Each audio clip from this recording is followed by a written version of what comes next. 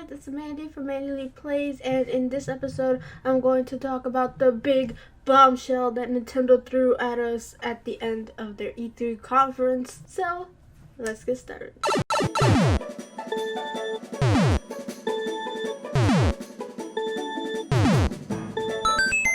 Okay, so by now all of you might know that Nintendo dropped a trailer for the new Breath of the Wild sequel, and I'm just like, what?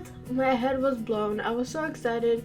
I'm a huge Zelda diehard fan. If you know me in this channel, I've said it many times before, The Legend of Zelda is my favorite franchise. So when I saw that, I literally, well, it looked on the camera where I was just like looking at it, but inside in my heart I was just like, jumping around my room. I'm not one of those reactionaries that really jump around their room. I get that reaction where I'm just like speechless, pretty much. So even though I was just like so hyped and I was just taking in all the detail that was thrown at us, because the first part of the trailer I thought it was a Metroid thing because it looked like little space organisms, but then those organisms like kind of form a symbol, which I didn't notice at the first time, but once I rewatched it again, I noticed that. And there's like this huge glowy swirl going down, and on the bottom, there is malice coming out of a dead body. Yes, we saw a corpse. So I have a feeling that we all come to the same consensus that that corpse is Ganondorf, because he has a signature red hair, and the silhouette of when the lightning struck and you could see it, it looked like Ganondorf, and he has all the Gerudo jewelry on, so it is Ganondorf. And I think that's something a lot of people agree on. Unless the game told us it's not Ganondorf, everybody knows Ganondorf. So now the question is, how did he get down there? Because they're not in just some random cave. No, they're in a specific place, which I think Impa told, or maybe Zelda found out. Somebody, led them to that cave. My guess is that Impa kind of gave them the knowledge and they went to go seek out what's in there. And then they found Ganon's, corpse being held down by what I assume is something Sheikah related, because the Sheikah in Breath of the Wild are kind of known to be technologically advanced. Well, not in the current state of Breath of the Wild. In the past, they used to make all these technologies and stuff. They made the Sheikah slate, they made the Guardians, they made the Divine Beast and all the shrines. So they're a pretty wise clan, and they always helped with the royal family. And especially when it comes to sealing away Ganon, they've done that many times before. They're pretty much pros at it at this point, but they've helped seal away Ganon plenty of times. And a very specific time is 10,000 years ago, before the start of the Breath of the Wild timeline. There was this war, and they had all the Divine Beasts, all the Sheikah doing their thing. Everyone was doing their thing, but it all boils down to there was the princess who helped seal the seal, and there was a knight who helped, get the seal in there. So, I mean, it played out more better than I could interpret it, but that's how it went. And it was, this big deal. It shaped Hyrule the way it was in Breath of the Wild. So every female princess is named Zelda and is assumed to have the power to seal away, Evil's Bane, Ganon, all that. So it does play a role in this timeline too.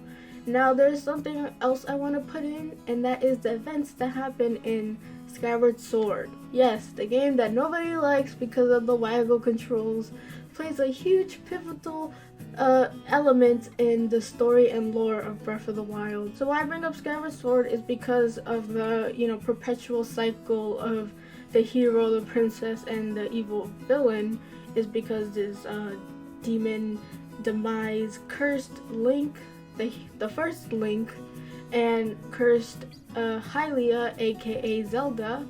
Now, she got the Zelda name because she shed her goddess form into a Hylian form, and her name is Zelda. So basically, Demise cursed that every so often years, when he would come out, they too will come out, and vice versa. But instead of Demise, the Demon King, it's Ganon, and that is evil's bane. So it's pretty much just this evil corruption that attaches itself to people who want power but don't know how to wield it, like Ganondorf always. It also possessed Zant for a while when he wanted power over the Twilight Realm.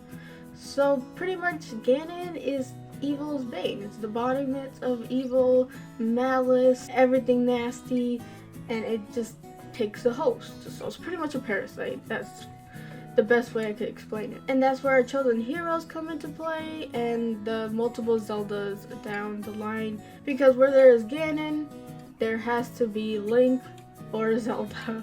And the cycle keeps going on and on. And that's what I think that this game is going to tackle, the cycle of, you know, there has to be a Link and a Zelda and a Ganon all the time, and it's spiral. I think it's going to tackle that, and maybe even give us somewhat of a glimpse of Ganondorf as a person, because in most Zelda games, Ganondorf is corrupted by Ganon. Now, that's not the case all the time, and I'm kind of curious as to when does it happen, because from the other games we see it when he's more of an adult and things. Ganon does not equal Ganondorf, or vice versa, and Ganon could possess anybody who is, you know, corrupt with power problems. That's why Ganondorf always seems to have the Triforce of Power, is because he's corrupt with power, basically. But I'm not gonna really get lore heavy in this. It's just my theories. So pretty much I think that the Sheikah tribe hand thing is wearing thin, and Impa kind of told Zelda to go into the shrine. And funny enough, people have said it's under the castle, which I'm like, why would they build a castle under the tomb of a dead ruler who wanted to corrupt everything? But for that, I do have somewhat of an answer, because the Zeldas of Breath of the Wild seem to possess this thing of sealing, so they probably wanted to get to it quick and easy, and the best way is to put it in your basement. That's where all your dirty secrets go. So they put them in there, and they kind of sealed them down. But as, you know, time went on and the events that come Breath of the Wild, things don't go as great. In the trailer, we see Zelda and Link look at the corpse held by the hand. They're like, whoa. They were honestly shocked.